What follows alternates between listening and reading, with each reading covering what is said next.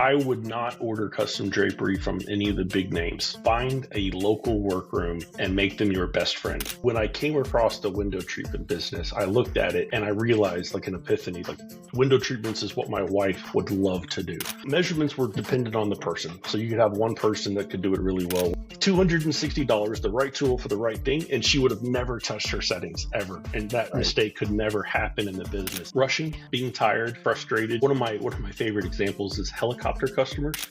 Between the human fatigue of being rushed or tired and the helicopter customers, those definitely set the pace for the largest repeating mistakes. One of the hidden things that are cost is return trips. Hiring is one thing, but training is another. What makes training in this industry so challenging? One of the things that we did when we started our businesses without any prior experience, focus on one element at a time. It's time for another episode of Marketing Pains, the podcast about marketing for window treatment and awning companies. Hey, welcome to another episode of Marketing Pains, the podcast where we talk with real window treatment and awning professionals about what's working in marketing, what's changing in the industry, and how to grow smarter. Today, we're joined by the founder of Franchise Support Services and a longtime leader in the window treatment space, Nathan Eldridge. Nathan comes from a deep background in engineering and tech, and after running successful franchises in Dallas and Houston, he shifted his focus to helping businesses improve accuracy, workflow, and field operations. His work centers on solving real measurement and training challenges that every window treatment and awning company deals with. Welcome to the show, Nathan. Thank you very much, Will. Yeah, glad to have you here today. I know we've been friends for a while now, so it's exciting to have you on to kind of talk about what you're up to. Appreciate it. Yeah. So for anyone who hasn't met you, how did your career in window treatments begin, and how hands-on were you with the measurements and installs early on? So my journey into the window treatment world was very interesting. So in 2018, 2019, I started to look at franchises. I knew I wanted to buy a franchise. And I probably looked at, probably 80 businesses. And when I came across the window treatment business, I looked at it and I realized, like an epiphany, like window treatments is what my wife would love to do. And it took us about 18 months of exploring and looking at FDBs, but we bought our first franchise in 2021. And that was with Gotcha Covered. It was for my wife to run full time. I kept my corporate job in the back end, and I was going to help with systems and processes because that's what I've done for my career. It took us about 4 months getting into the business and constantly telling our family about how exciting it was and talking with the window treatments. And my wife just gravitated to the design side and the fabrics and all the different type of products. And my sister looked at it and said, wow, this looks awesome. I want to do the same thing. And so within about 4 or 5 months, I partnered with my sister. We opened a second franchise. And then within 1 year, we expanded to 4 territories. And so it was quick, fast, and furious kind of growth into it. Anyone that knows me, I don't sit still very well. And so the growth and the explosion into it, I was there building the systems, the processes, and kind of looking at what we were doing. And, measurements quickly rose to the top of my focus list for my sister and my wife about how to optimize. And what started as just trying to fix something for my family turned into a, new product for the industry. Very good. And that product is the FSS Window Pro, right? That's it. Yeah. So the FS Window Pro is the app that we launched. When we first created it, it was really just something that was putting there for us. Being part of a franchise, we have 160 other best friends that are franchise owners, and we started to show it to some of them, and they started to ask, well, how do we get this? We want this in our business. And so we kind of went down a path of just being something we were going to use internally to, okay, let's open it and try to get it to where other franchises can use it, our friends. And then they would tell people, and people started coming to us and saying, well, how do we get access to it? We're not part of the franchise. And so it just kind of bloomed in 2023 into something that we put open to the market, and it's kind of grown word of mouth since then. That's awesome. Before the FSS Window Pro was even an idea, what were some of those biggest frustrations that you were seeing out in the field? Man, so measurements were dependent on the person. So you could have one person that could do it really well, one person that did terrible at it. Tape measures, they're error prone in real world conditions, right? You're at the end of the day, you're tired, you're having to bend over, or you're on a ladder reaching up. My wife is very short, so everything that was above her head was a challenge. You also, it's independent on rounding decisions. So, it's very inconsistent from person to person, how they read it, what they round to. In our industry, doing, inside mount and rounding down is very important. Then that came down to writing the measurement. So, introducing the human error of, was that a 5/8 or a 3/8, reading the handwriting later, transcribing it wrong. Definitely were the top pain points. Those 5 were top pain points for us. Yeah. And as a systems guy, human error is like the bane of your existence, right? The whole reason you build these things. Yeah, a good system should have no human error. The process should be so robust that anyone can use it, right? You don't need superhumans to run your business. Right. Yeah. And you've mentioned before that the processes and not the people are often the root of the mistake. So can you unpack that a little bit more? Yeah. So coming from my corporate background, I had multiple degrees in engineering. Lean is embedded in everything that I've done my whole career. And, errors, when they do happen, it's not human. The human nature is we go, why did you make that mistake? And you focus on the person.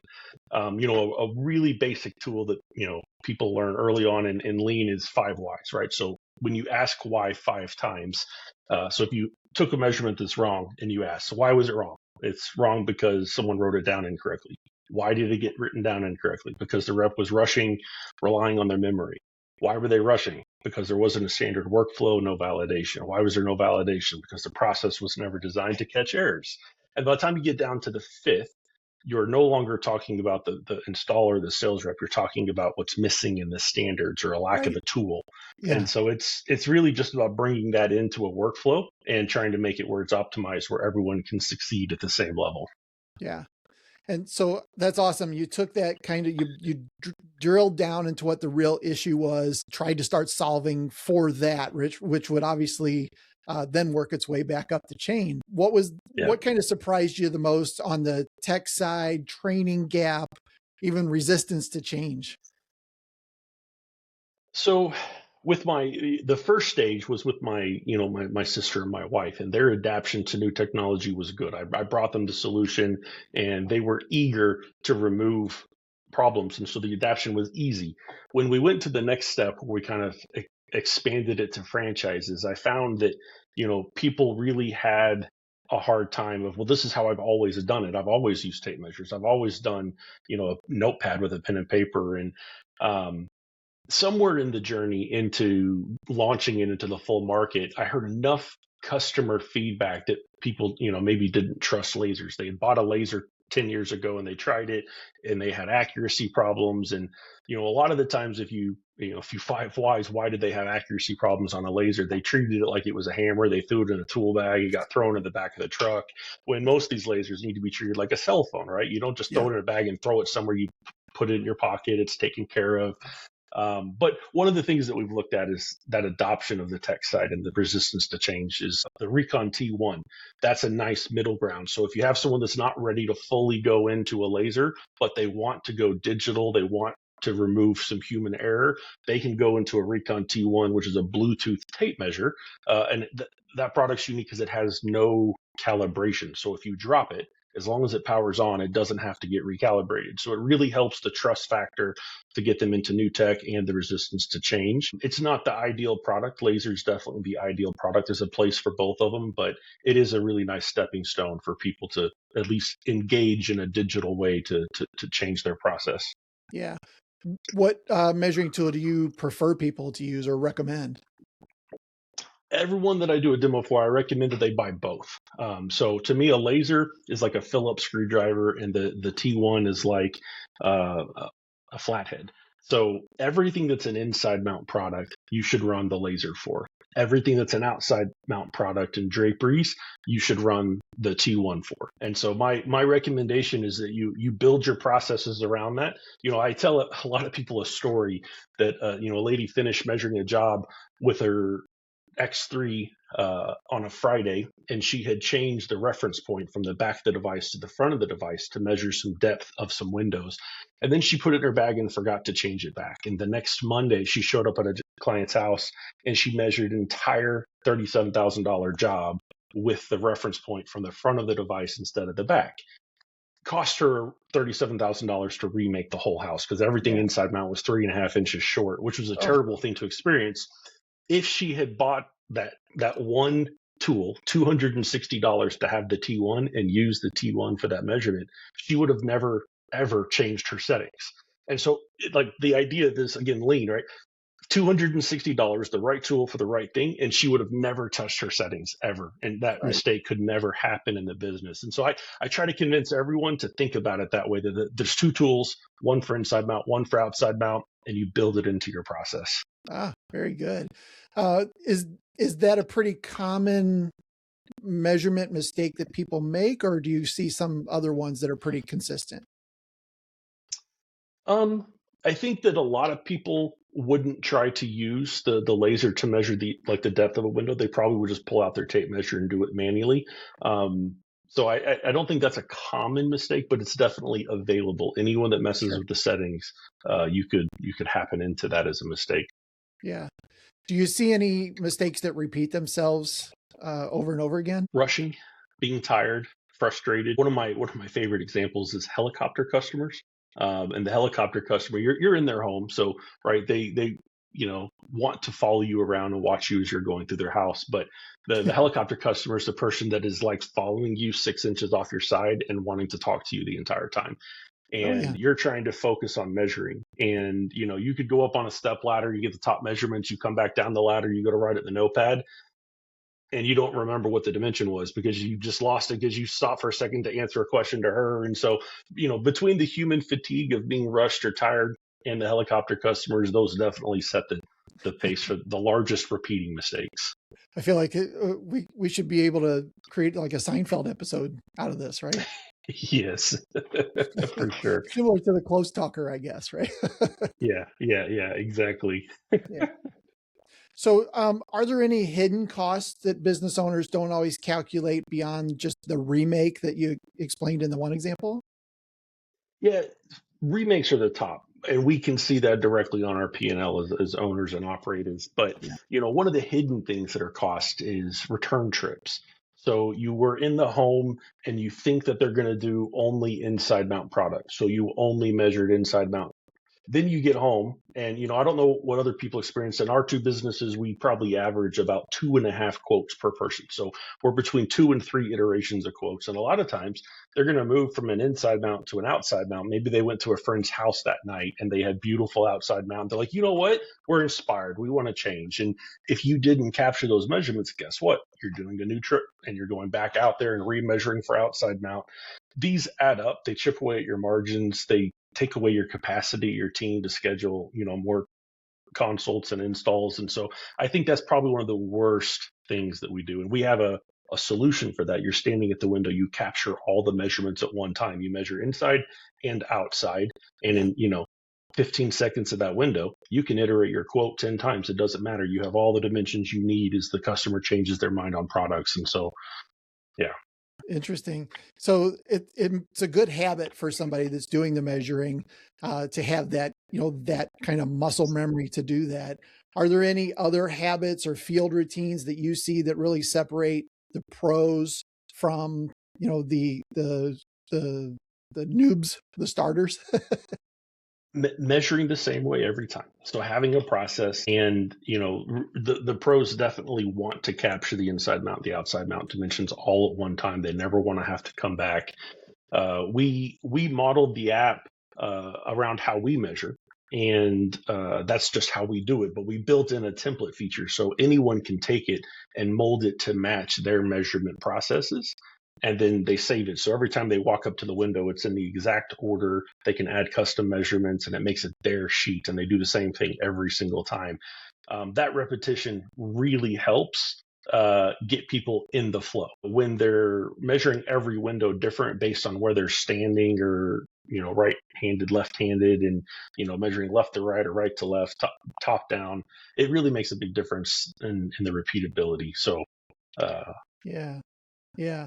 Can you walk us through the day in the life of someone using the FSS Window Pro app? Yeah. So today you start, first thing in the morning, you're going to create the clients that you're going to go measure that day. So you'd look at your calendar, you'd be creating whatever clients you're going to be measuring. When you show up to their house, you go in and you start measuring. In the app, we organize today by rooms. Most residential are organizing by the living room, the kitchen, bedroom 1, primary bedroom, things like that. Inside of them, we have auto naming in the app that kind of goes through window AA through ZZ, which lets you put about 271 windows per room. And then for every single window, you're going to capture all the dimensions. We have a section for product notes, installation notes, and job site pictures. And one of the really key things that we try to teach people in the demo phase, that job site pictures, you should take 2 pictures per window. You should be taking a picture during the tech measure so you can see that drywall damage was already there. Your team didn't do it. And then after you do the install, you can take another picture of it. And then that really serves as kind of your warranty claim when they call you back and say, hey, the slat's broken. You've got that picture as your crew went to leave the house of it perfectly installed. You send it back to the customer and they go, oh, you know what? My nephew was playing in there last night. Maybe he broke it. Maybe it wasn't y'all. So the before and after really is powerful. And then you access all of that data from our portal. You can pull all the measurements out in an Excel file or in a PDF report. Okay. Both of those come with all the notes. And then you can also pull down zip files of all the high resolution pictures. And so it really lets you just have a complete data set of that pulled out. A lot of our customers want those files moved into their own cloud or customer storage. So they're pulling them out of our portal and loading it into their SharePoint or Google Drive or whatever they use. Yeah, very good. I know we've got it in Lead Boomerang. We've got a section specifically for documents and pictures. And a lot of our clients will do that exact thing. They'll take before and afters and save them in there, tied to that contact record, so that they have that when they call back a couple months later and said, you broke this. Yeah. Yeah, it's so important. People that are doing notepads, you're not going to ever come back and find those. And a lot of our customers, you ask them, how many jobs did you do last month? Oh, we did 30 jobs. Okay. How many pictures on your camera roll from that job? 1,400. How are you going to find the one picture to that one window that you need for the warranty claim? So, having it organized with an easy button is really, really good. Yeah. Yeah. Having all that data tied to something that's easily searchable. What data do you think people often forget or miss, especially when they're measuring by hand? Definitely obstructions or the installation side of things. And so they'll maybe note down the dimensions for the product. They might sketch down something for the product, but maybe they're, for that one window, they're drilling into tile. And so they need to have a note before they come to install that they need to bring the right bits to be able to drill into tile or concrete. So really the installation side, the obstructions. One of the things that we found, a lot of our customers are using 1099, installers that are not their own employees. And so to be able to capture that, especially if your product's lead time is 10, 12 weeks, you're not going to remember that job's nuances when it comes time to do the install. So our installation notes let them quickly look at that, see what they noted, and then communicate the day before with their 1099 crew. Hey, we have something special. We're doing this, this, and this. Make sure you bring the tools. So it's definitely that side of the business, I think, where people miss capturing data and they just hope they cover it. If you look at your installer's bags, they're full of shims and drywall repair and washers and all this stuff that they've learned because they weren't told what they needed. So they just carry a bunch of stuff. Yeah. Back to systems and processes, right? You have something in place that you have a way to remember that thing 12 weeks later, or at least something to remind you about it. Exactly. Love that. So I wanted to talk a little bit more about training new reps and installers. Hiring is one thing, but training is another.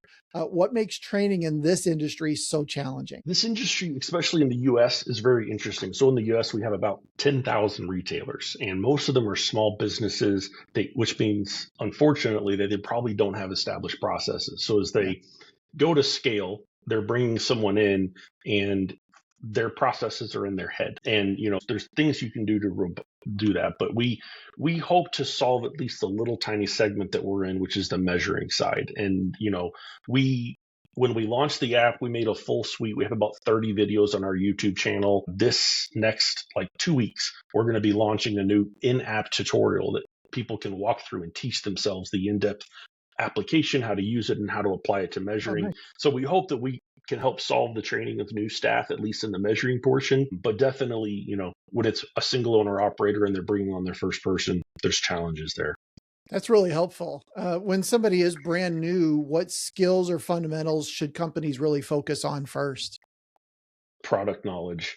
Definitely, this industry can be really overwhelming for a sales rep. There's so many things to sell. One of the things that we did when we started our businesses without any prior experience, focus on one element at a time. And so we picked one vendor and we partnered with that one vendor and we sold those products for, 4, 5, 6 weeks until we were comfortable. And then we added the next vendor. So really building it on one piece at a time without trying to, boil the entire ocean at one shot. Right. That makes sense. What are some of the most common pitfalls when you're onboarding like a new salesperson or a new installer? If it's your first person, you're so busy, you don't have time to train them, which means they have to learn on the job, which usually translates directly to mistakes being made and the expenses hitting the P&L. And so, the pitfalls would be having them have 6 to 8 weeks where they don't have to work on their own, and allowing them to shadow you for 6 to 8 weeks. And then the on-the-job training is actually training, and it's not on-the-job learning, which is different because you're just out there learning how to swim or sink. So, yeah.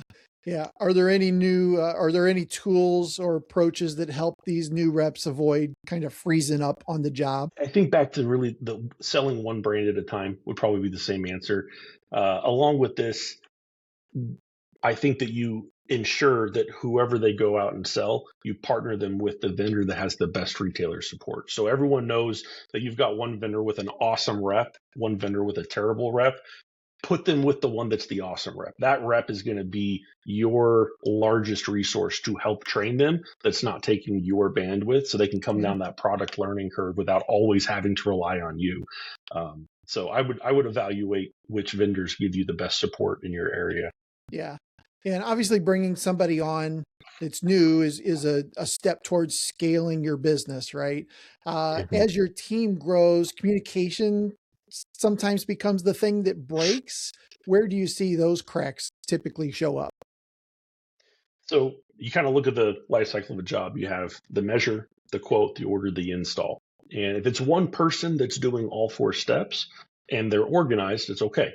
You have one person doing all 4 steps and they're disorganized, you start to have problems. But the larger cracks are when you have multiple people having to do a handoff. And so you did the measure. And if today you're doing measurements on a napkin, on a notepad, and you just take a picture, you send it to them. And that person's supposed to read your handwriting to work on the quote. Or then they're supposed to look at that and then do the order. So that communication and the handoff between the technical measure, the products, the measurements into the quote and order phase definitely is an area for cracks, and communication really gets it. Yeah. And as an owner, how can an owner kind of keep quality consistent when they can't be in all the different places, especially again as they are scaling their business?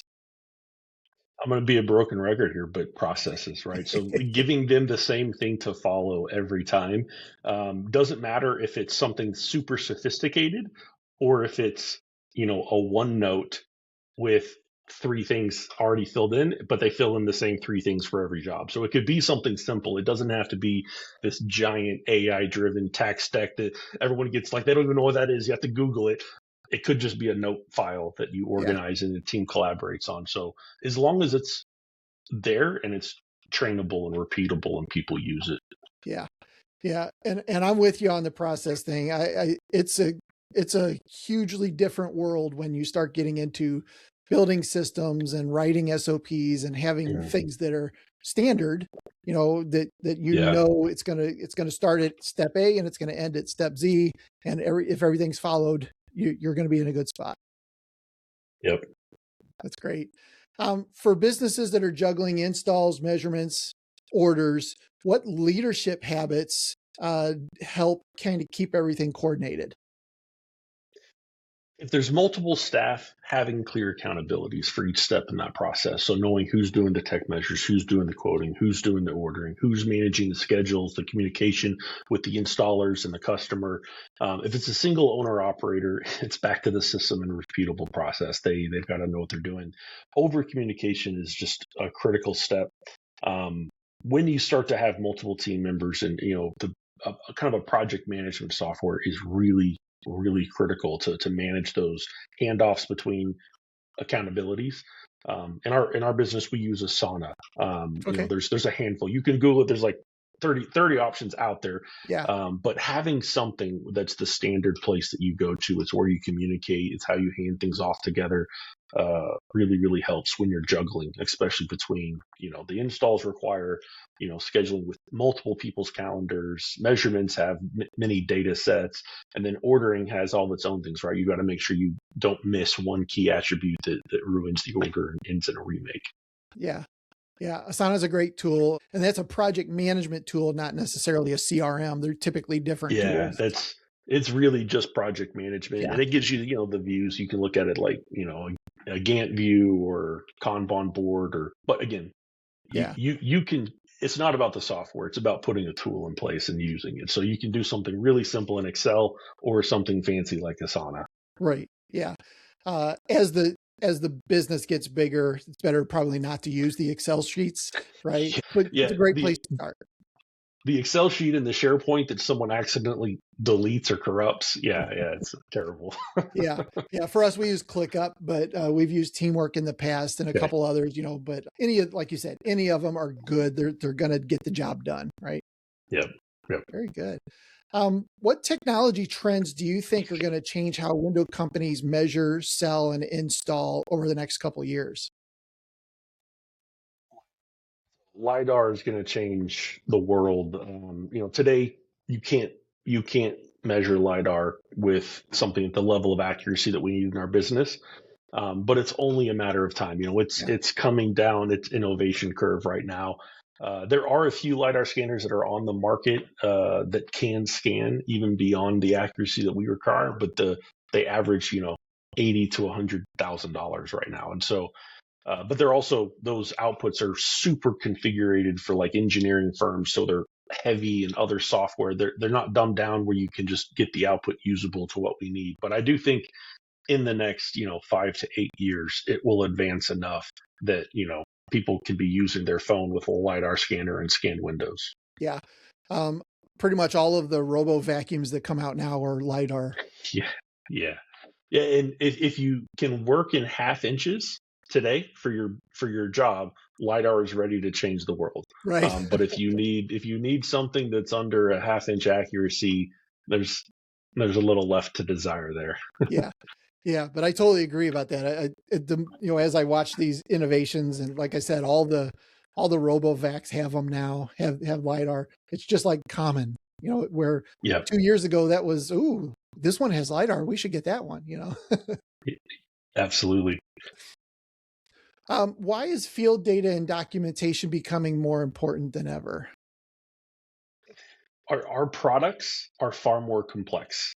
If you went back and looked at window treatments 15 years ago and window treatments today, we're adding motorization, you're adding controls, you're adding what, Wi-Fi connector you're going to have. They're just getting more complex. And so when you look at that field data and the documentation, the more complex the products come, the more important it is that we drive efficiencies and how we grow that process, how those standardizations and keeping the data organized is super important, from the technical measure to the ordering. Yeah. What about somebody who's maybe a little bit intimidated by a lot of the tech? Where do you think they should begin? Like, what's an easy entry point into this world? So when it comes to digital measurements, the first step, we'd have a couple customers, like the first baby step, if they want to try it, is they can use the app and still measure with a tape measure.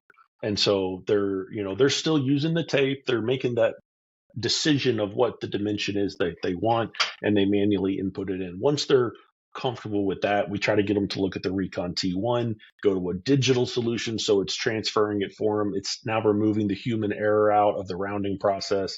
And then once we get them comfortable with that, we try to step them into the X3, the laser, and then they're able to use the full digital ecosystem. Um, so if they're intimidated by it, that's typically the path that we get them to go down. Nice. Okay.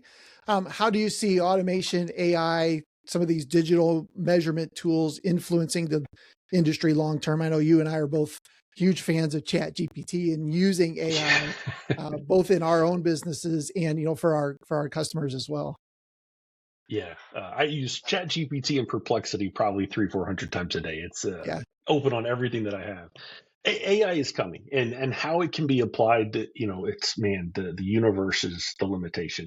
I think that the first place it's going to come into is how we do visualizations of products for our customers, along with configurations. And so I know that there's a few of the CPQ companies that are already looking at how they're applying AI to their configurators and then applying the visualizations. I've got a whole sample set with Chat GPT. I've built a whole agent for visualization of window treatment products. Yeah. It's quite good of what I could do in about 5 days of training it. So I definitely think that's coming. When it comes to the measurement data plus the product configuration, I think that the AI is going to add extra intelligence where you come in and you do what I tell you, where you do the inside and the outside mount measurements, and then you do the product configuration, and then AI will make the decisions of what products, what deductions, and what like gaps. So I think that the future state there will be the application that we feed it the raw data.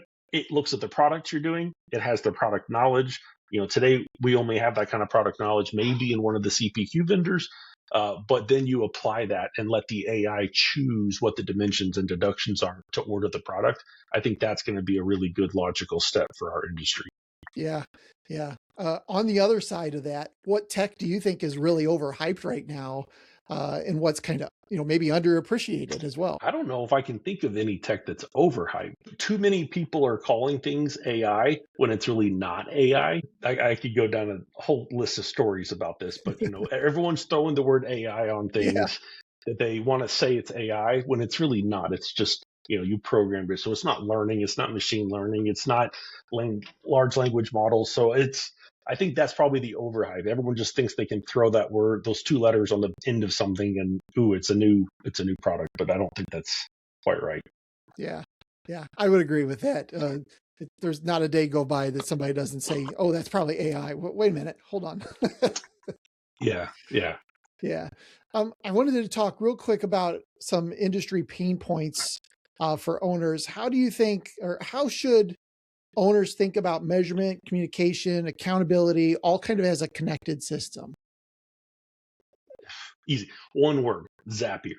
So, especially for these small companies, right? So if you don't have a full ecosystem built and you're not sure how to do it, Zapier. And if you're listening to this and you don't know what Zapier is, go to YouTube, type in, Zapier demo, and explore it. One of the things that I tell my customers a lot of times when they ask me, how do I connect this data into my ecosystem? What should I use?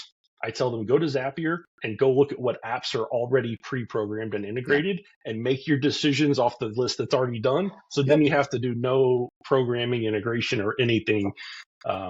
We have a version of our Excel sheet that is made for Zapier, that if someone wants, they can get it, and you can map all the data fields into anything else. And so, Zapier, I think, is at the cutting edge. I think that there's a competitor now, Make.com, I think, that's cheaper, but their number of integrations are less. And so you just have to look at what apps you want to use. But when it comes to an owner thinking about how to make a connected system between measurements, communication, accountability, I think that Zapier should be their starting point, and then they look at the ecosystem of apps that are already there. So I'm assuming that means FSS has a Zapier connection.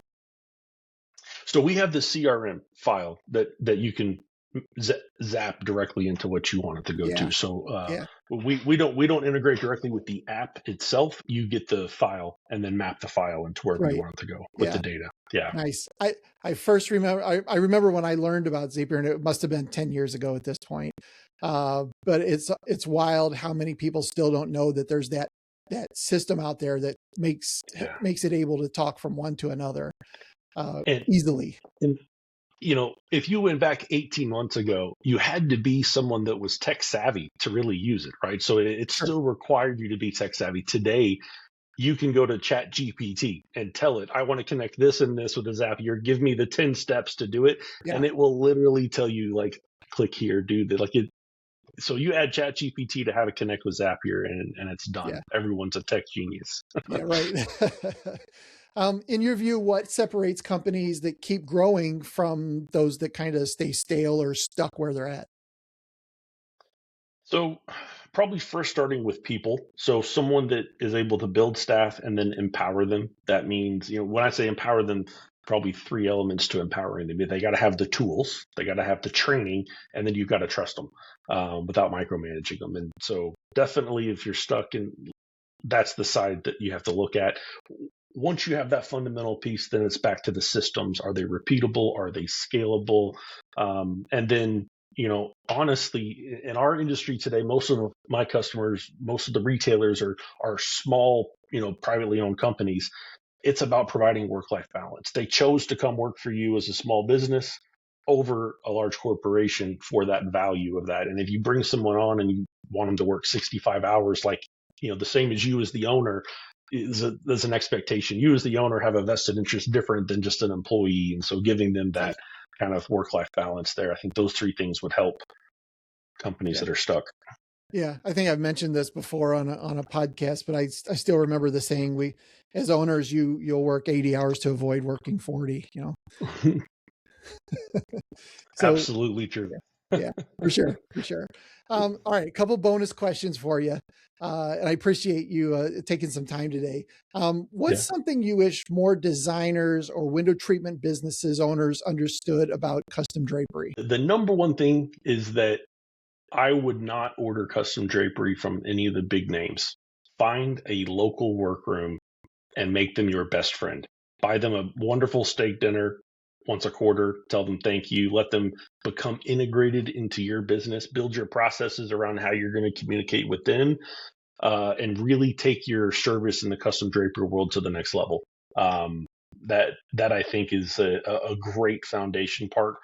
If you can build that as a workroom in your area and an installer that builds the relationship together with the drapery workroom and solving problems, it's extremely, extremely beneficial. Yeah, that's a great tip. I like that.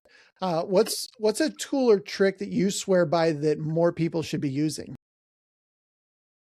If you're using our app, I show everyone using a wrist holder for the phone.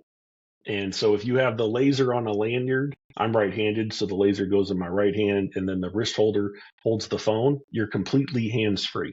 And if you're walking around the house with an extension pole or a ladder, you're going up and down and doing stuff. I mean, your ability, your speed is just unbelievable. It might not look like it's the coolest thing in the world, but man, the feedback that I've had from customers that have tried it, like, usually the first response back to me is, oh my God, why have I never tried this before? This is amazing. That's great. I know we talked a little bit about AI and some of the long-term changes we think are coming in the industry.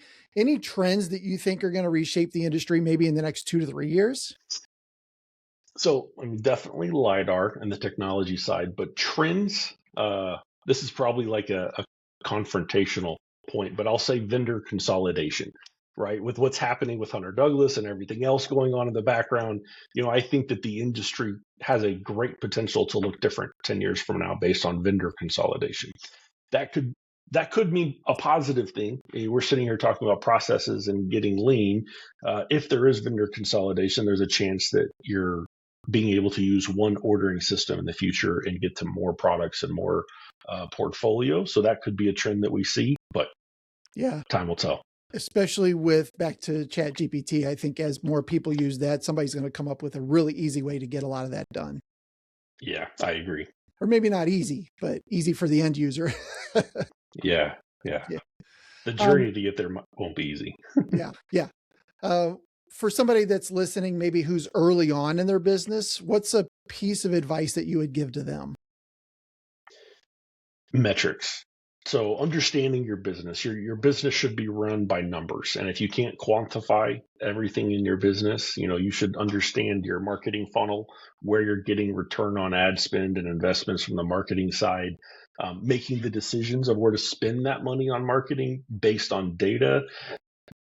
Then getting into the business, looking at your consults, how many consults you're doing, how many consults are turning into close rate, understanding the close rate based on product. A lot of times in really good metrics, you could come back and correlate what products you're selling to a close rate. And you see, when I sell Alta, my close rate's 85%. I sell this product and my close rate's 30%.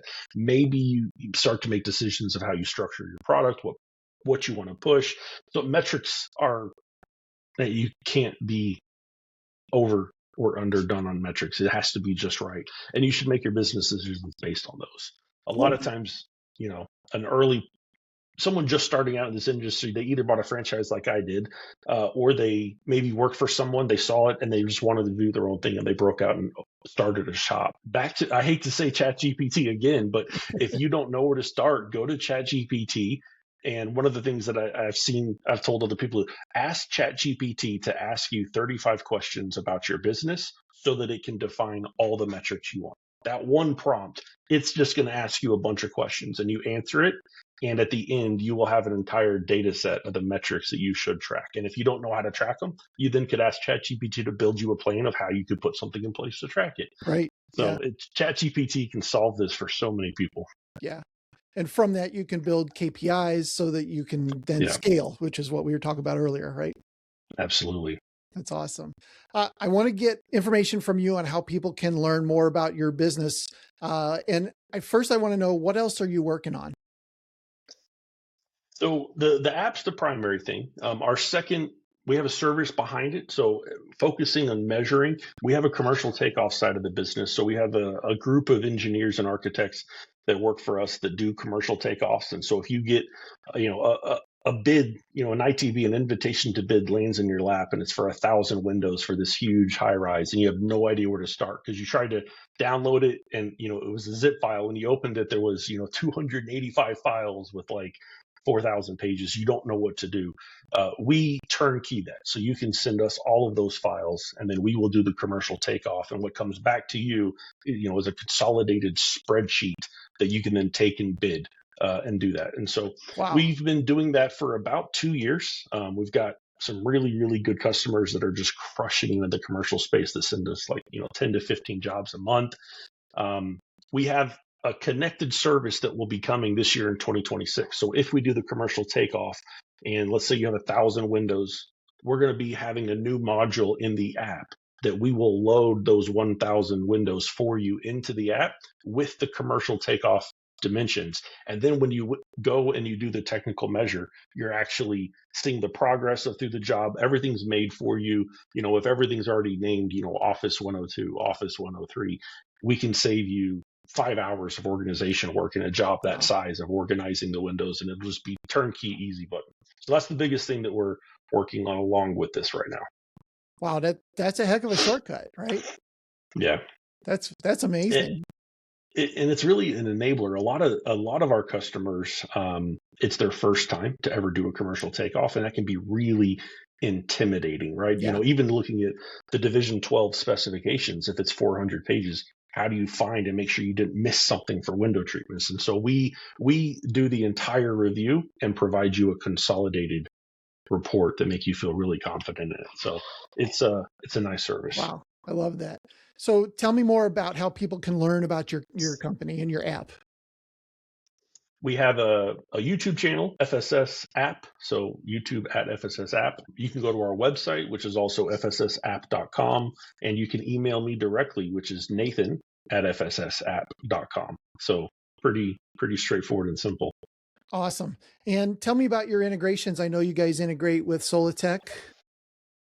We have been integrated with Solitech for about a year. And so if you measure with our app in the field, you can then select the final dimensions that you want to order the product to. You could have a window that you take 15, 20 measurements on, but at the end of the day, you're only going to use 2 dimensions to order the product, right? One width, one height. And so our integration with Solitech today, you take all the field measurements and then you can iterate through the quote process, and we export that data directly into Solitech. So it is live. Once you save that window, it takes something like 2.5 milliseconds and it's loaded there live. So if you're trying to measure a window and building the quote simultaneously, by the time that you switch on your tablet application over to Solitech, it's already there in your measure sheet. We're in conversations with quite a few of the other CPQ companies. One of our goals as a company is that we want our measurement data to connect with everything. Yeah. And so it's, we're really focused only in our niche. We want to solve all of the industry's problems in measuring, and then we just want to help make that final step where our data will go to wherever it's going to be ordered from. And so in a perfect end world for us, we would integrate with all of the manufacturers' websites and everybody. So the last human error now is to take stuff from our measure sheet and to order the product with it. And so if we can make that a digital handshake for the customers, we're helping them remove all human error from the process. That's great. And I know our developers are working on a connection with you with the lead boomerang system as well. So absolutely. And that'll be great, because then they get their CRMs, and once they know that they're going to be going to do a technical measure, everything comes over from the CRM, just helping them save time. So they're not sitting there having to put in their client's details. Everything's there. Yeah. It's going to be great. Well, listen, Nathan, thank you so much for being on today. I appreciate you explaining a little bit about what you guys do and what you're up to. I appreciate it. Well, thanks for having me on. Yeah. So thanks so much for joining us, Nathan Eldridge. If this episode got you rethinking how you measure, train, or scale your team, that's the point. Better data leads to better decisions. Share it with a friend in the trade, and make sure to follow us on YouTube, Spotify, and wherever you listen. We've got more expert conversations just like this coming soon. Thanks, everybody.